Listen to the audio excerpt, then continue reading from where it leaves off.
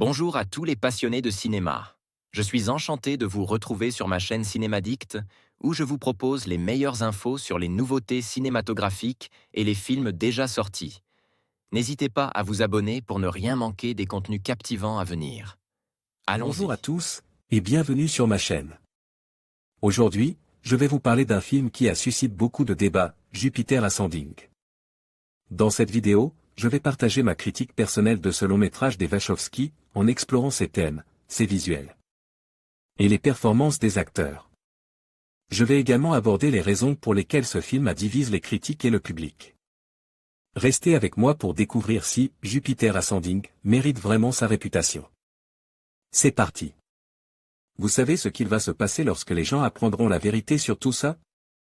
Mila Kunis, Jupiter Ascending, de Lana et Andy Wachowski, 2015, Jupiter Ascending, le dernier bébé du duo Wachowski, est un film d'une ambition folle certes, mais également d'une intelligence rare.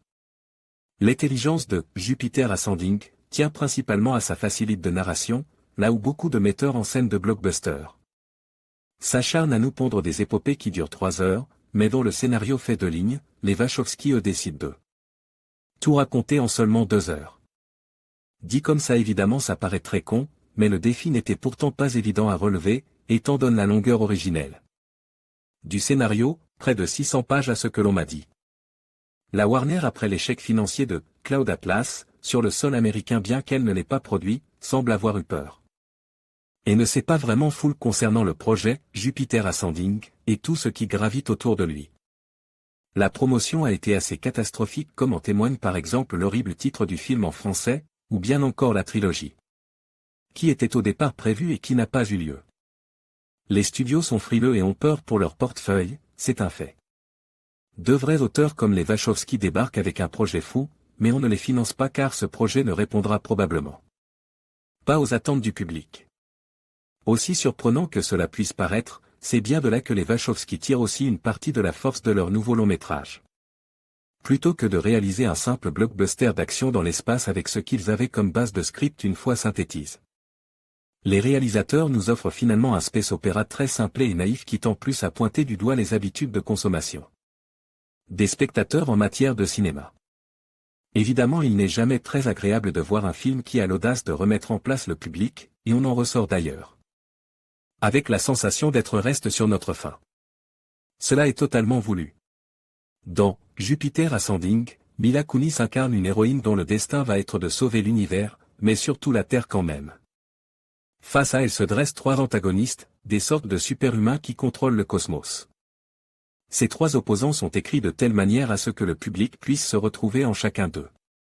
Évidemment, notre réflexe de spectateur n'est pas de s'identifier à ces 3 personnages, puisqu'ils incarnent la part sombre de notre humanité.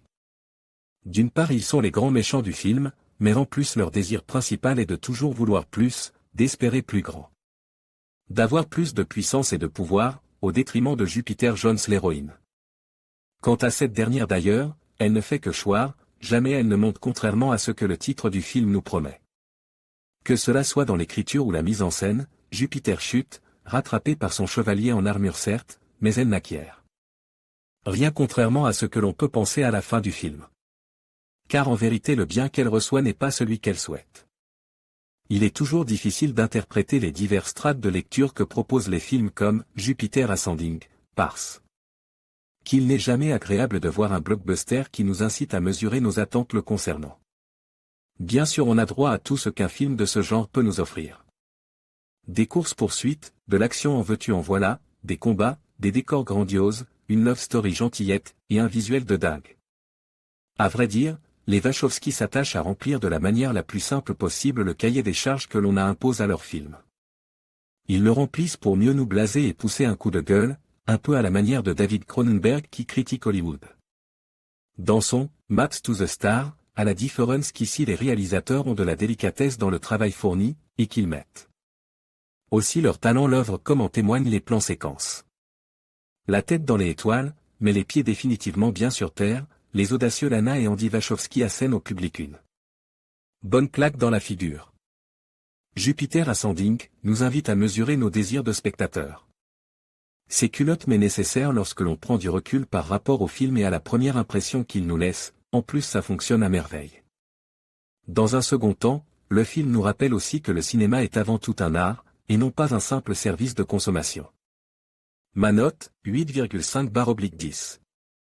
En conclusion, la critique de « Jupiter Ascending » par Stark met en lumière les ambitions visuelles et narratives du film, tout en soulignant ses faiblesses.